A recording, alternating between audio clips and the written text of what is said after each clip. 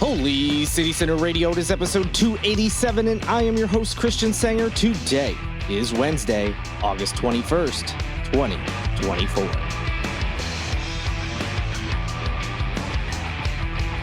Welcome back to the show. We are smack dab in the middle of the dog days of summer. I mean, maybe that's not entirely true, as we are getting closer to September, so technically it'll cool off, but you know how it is down here. It's always so hot. It's a little bit bummed. I think I saw that either Tuesday, I think it was either Monday or Tuesday, I forget which day, was like the last time the sun wouldn't set before whatever certain time that's late in the evening. And so that was kind of a bummer to, oh, now we're going down where before too long it's going to be so dark so early. I can't stand it. This time of year is my favorite, when it just stays nice and bright out, well into the evening. I'm certainly going to miss that aspect, although I won't mind cooler temperatures whenever they do arrive. But I hope you all been well. Been very busy, I'm doing normal Holy City Center things, as well as working on the Island Eye News, that newspaper out that serves Sullivan's Island, Isle of Palms. It's a print week, so I was a little busy over the weekend editing and helping out with the layout and things for the paper that will be released to that community through, they get it through the mail, or they can pick it up at different boxes around the islands or racks around the islands on Thursday or Friday this week. So a little bit busy on Monday with all that, and wasn't able to get to a podcast episode, but hopefully you guys didn't mind a little bit of a break. Back, got some stories to talk about. So without any further delay, let's get into it. Yes, as you may know, the DNC, Democratic National Convention, is underway in Chicago currently.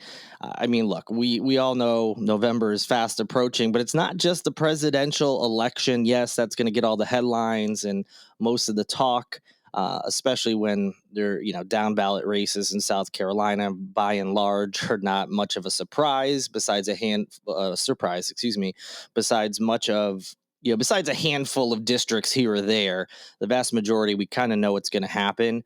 But there are, if even look further down than state senators, state representatives, county councils, city councils, and things like that. There's also school board elections that are coming up. We've talked a lot on this podcast about the Charleston County School District specifically, especially over the last year plus, with just how dysfunctional that board has been. And we now have 10 new names, or I should say 10 total names. Some are incumbents included in that are running for 4 seats on the Charleston County School Board. So that basically means that there are 4 seats that you'll be able to vote in, depending on what district you're in, if you are in any of the districts for the Charleston County School District Board, for the school district, rather. And depending on which district, who you'll be voting for. Here's a chance, though, to get some of these feckless people out of office who kind of jumped in just because of the whole, during the pandemic, a lot of people got kind of radicalized online, whether it was a single issue like masks in schools, or whatever else it would be. People got bored and decided they're going to run for office, and they had no business being in any level of office, including the school board. And we've seen that time and time again with state law being broken.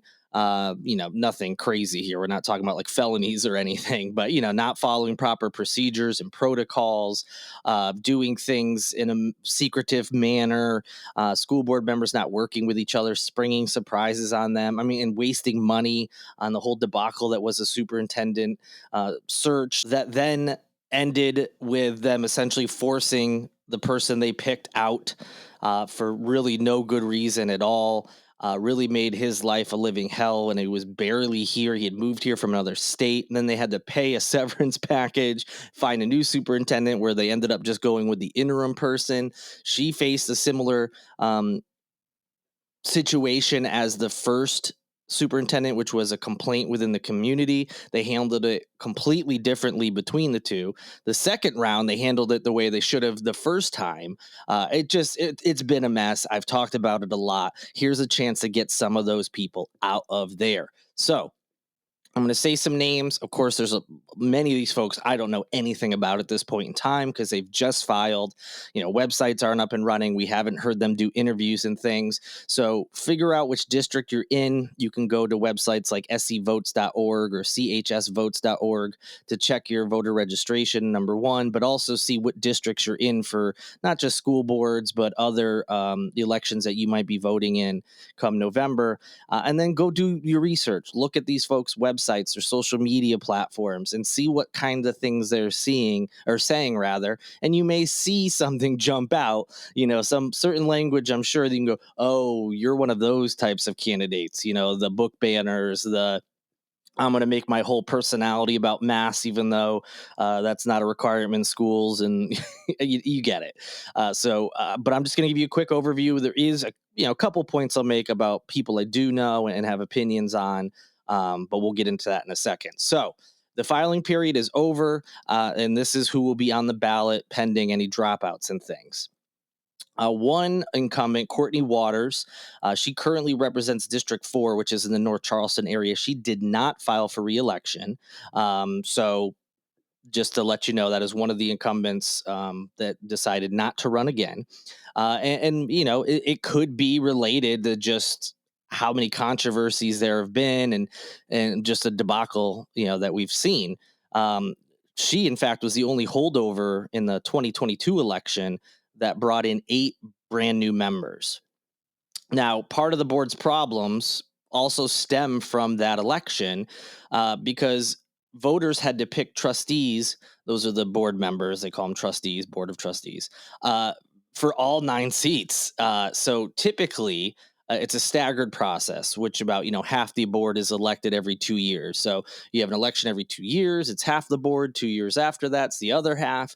It was all at once, and again, coming off of the pandemic, and there was a lot of confusion and people talking about hot button topics at that time, and that kind of led to an influx of new people. Didn't know what they were doing, whether that was because they're just terrible candidates or were just learning on the job, and that also added to it. So thankfully it's going back to where we're just going to have 4 seats this time around versus all 9 seats. So the districts are District 2. This basically covers Mount Pleasant. The incumbent is Ed Kelly. He has been a disaster. His opponent is Carolina Jewett. Now, I don't know much about Carolina yet. I would be shocked if she is a worse candidate than Ed Kelly. He has been very, very bad on this board. You can look back news articles that have been written. You can listen back to old podcasts about it. He had a controversy. He denies it about some pretty terrible things he allegedly said about if he had if his kids had a teacher that was a member of the LGBTQ community. Again, he's denied it. So in any event, outside of the things that he can deny because there's no proof, just looking at his record and what he did on that board, how he reacts to constituents, I cannot stress enough, get Ed Kelly off the school board. But again, I don't know much about the other person. I would just be shocked if I disliked that person on a political level as much as I dislike Ed Kelly.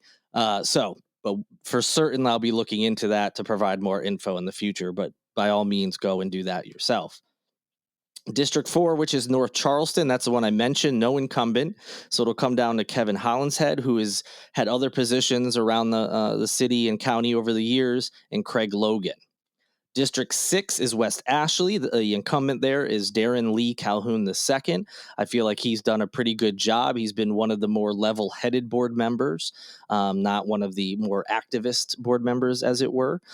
He'll be running against Michelle Lieber and Samuel Watley II. Now, I don't know much about either, but I will tell you Michelle Lieber is the wife of Matt Lieber, who got into politics kind of out of that pandemic. He's one of those groups, a part of that group, I should say, of people who kind of came out of the pandemic ready to serve in office. He's had some ties, his self-described ties, according to news articles that are out there, with extremist right-wing groups. You can look that up on your own at another point in time. And although some of his rhetoric has scaled back from his political days, he is still kind of shown to be a far right candidate who is currently, moving up the political chain. So his wife, I would imagine her views don't stray far from his. So if you're opposed to things like book bans, um, you know, teachers being forced to out LGBTQ students to their parents, any of those far right culture war stuff, I would imagine she probably is in line with her husband. Um, so I would beware of that, of voting for her, for sure. District 8, the incumbent is Darlene Roberson. She is being challenged by Michelle Faust and Charles Glover. I don't know anything about the challengers. Roberson is kind of like how Calhoun was, in my estimation, a pretty level-headed board member, someone who wasn't one of the activist groups that was, backed by Moms for Liberty, which Ed Kelly certainly was, and so that's my way of saying, look, I'm not in that district. I can't vote for that person or anybody, I should say. That's about the extent of my knowledge. So I'm not saying that these incumbents, like Calhoun and Roberson, are the best candidates. That's just, they've served in these roles. That's been my impression of them. You may like another candidate better. Maybe there's someone who has similar beliefs as they do, and you just think might be better. Go ahead and look into them. But like I said, the big takeaways I'm seeing just immediately based on what I know: Ed Kelly is rerunning. He needs to go. And Michelle Lieber, again, although I haven't seen her specifically come out or her personally come out and talk about anything, just knowing that she's married to a far right candidate, or I should say far right politician in this state, concerns me greatly. So those are the two that jump out right away. So that's what the school board is looking like as we go into November. I know it's late August. It feels like there's a lot of time to go, but now is the point where you should be looking at your district, looking at the different races you're going to have to vote in, and then looking into some of these candidates, because yes, the presidential election is important, obviously, but these down ballot races are the ones that really affect your day-to-day life way more than a president does, by and large. They're making the decisions on that very small level, the schools that your children go to, or if we're talking about county council or city council, they're making regulations and rules about where you live.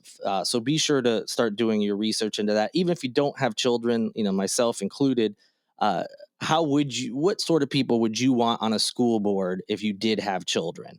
Um, that's how I try to look at it when I'm looking at these races. So I'm sure we'll talk about these more as we go forward and we learn more about the candidates, but that's it for now. Speaking of school boards and why we need change and why we need to get people who don't know what they're doing and ran on platforms of really only being concerned about censoring books and making sure that their kids can't wear masks, God forbid, or not forced to wear masks, God forbid, if that was something that had to happen. But South Carolina, as we've known for decades now, has been one of the worst when it comes to education, consistently ranking in the bottom half, and more often than not way below that, even sometimes among the worst states depending on what metric you're looking at. And no surprise, some newly released test scores show that South Carolina students are still significantly behind where the state wants them to be, specifically in reading, writing, and math. So the State Department of Education said some of the scores that they got from the 2023-2024 SC Ready assessment, which is where public school students rather, that are in 3rd through 8th grade, they take this annual test that involves math and English language arts, which encompasses reading and writing, and different states have different versions of these. This is the South Carolina version. But yes, the Department of Education has said that the most recent assessments paint what they called a, quote, troubling picture, end quote. Now, at the same time, they did say that it looks like some of their efforts to target pandemic learning loss are working. So that is a plus, that some of the issues that came out of the pandemic, where test scores fell behind or students kind of fell behind on work just because of the environment, and we've seen the coverage of that. There have been some improvements, but overall, uh, the numbers are not very good. So the scores that were released last week show that as far as ELA, which is the English language arts, reading and writing, is actually a little bit of a brighter spot, although not still not where the state wants it to be. 53% of students across the state are testing at or above their grade level, which is the same as last year. So not an improvement, but not worse. So that's a good thing. And the brightest part about that is that it's up from the pre-pandemic score of 45%. So in 2019, before the pandemic hit, 45%.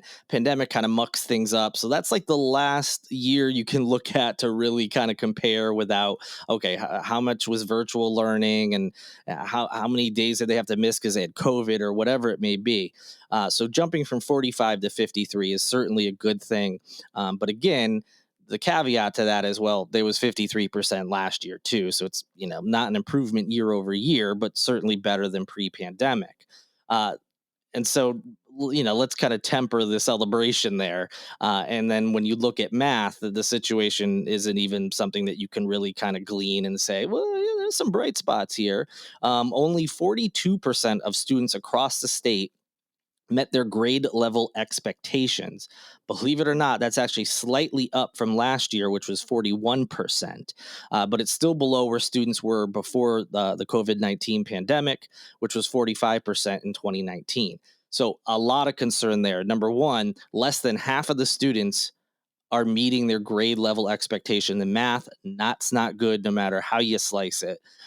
It's also not great that it's only a 1% uptick from last year, so barely an improvement, and somehow worse than it was pre-pandemic when it was 45%. And 3% is a decent drop. So very, very bad picture as far as that's concerned. Now, the statewide averages in both subjects, as I said, have fallen far short of even what the South Carolina Department of Education's goal is, which is actually 75%. A pretty lofty goal, to be sure, but not out of the realm of possibilities. But when we're talking of percentages of 53% for reading and writing and 42% for math, very far away from that 75% goal. And that 75% is just like the other numbers. It's students testing at least their grade level. So at least that going above counts as well, of course. So is this as if that wasn't concerning enough? Another concern is the widening of the post pandemic gaps between students from different racial and economic backgrounds. Sadly, we see this all the time, as far as different racial groups, different economic backgrounds. We're always seeing a disparity, but that disparity is growing, and that is a huge concern. So, for instance, let's put some numbers on this. In 2019, so pre-pandemic, 18.1% of Black eighth graders and 29.2% of Latinos were meeting expectations in math. So 18 and 29%. Today, those numbers are at 13.1% and 22.5. So again, that gap is getting bigger post pandemic. Again, just in case you're having a hard time remembering all those numbers, 18.1 for Black students is now down to 13.1, specifically Black eighth graders. So that's the last year of this SE testing is done. 29.2% for Latinos has dropped all the way down to 22.5%. So a lot to be concerned about. Can we chalk up some of these drops to the whole, post-pandemic losses? Of course. But as I've shown and talked about, and again, this is just based on the data, they weren't exactly lighting the world on fire pre-pandemic. And as usual, a lot of people in South Carolina will just keep voting the same old, same old. And that doesn't necessarily mean, I'm not saying necessarily that it's all Republicans' fault. There are districts, school boards where politics either don't come into play or they are democratic strongholds. Like, for instance, Jim Clyburn has been a representative for years and years and years. So there are pockets. So this isn't me, so let's, anybody who listening is just trying to blame one party. No, yeah, sure, Republicans dominate the state on most levels, but there are strongholds of other political beliefs and all these people who have been doing these things for years and years and years, and we are seeing no improvement. So we have to determine, all right, who's going to do the right things for our students. And you have to look into those candidates and determine if you think their policies are something that can improve these. But again, although yes, we have to look from the top on down, the quickest way to make improvements in your children's specific school district is to look into the candidates on those school boards and vote for the ones that will do the right job. So this study is just showing again how important that having the right folks in those positions are. Now, do they go in and help teach these kids? No, of course not. So even having good school board members doesn't mean things are going to necessarily improve. But when you have a school board like you do in Charleston, where they are, wasting a ton of time, you know, arguing with each other over unimportant topics or ones that, are more culture war based and aren't going to help the students in any way, shape, or form, or they're having to, look into their budget because they're spending so much money on lawsuits and the things they've bungled. Well, if you have people who are doing their jobs better, they can spend more time on these other aspects. And if they're being more effective, obviously there's a better chance that they're going to improve the schools in general. So just kind of hammering that point home, how important these down ballot races are, and you need to pay attention to them. All right, and lastly is an update on a story we've been following regarding a Charleston attorney who is a former state senator who has had some problems with the law lately, specifically with traffic violations. He has officially been suspended from practicing law in the state. This is under an order that was handed down by the South Carolina Supreme Court on Monday of this week. So the order was signed by Chief Justice John Kittredge on August 19th, and it bars John Kuhn from practicing law until further order. And that's the verbatim, the until further order portion. So there's no set end date. Okay, you're unsuspended. There's some process that goes into that.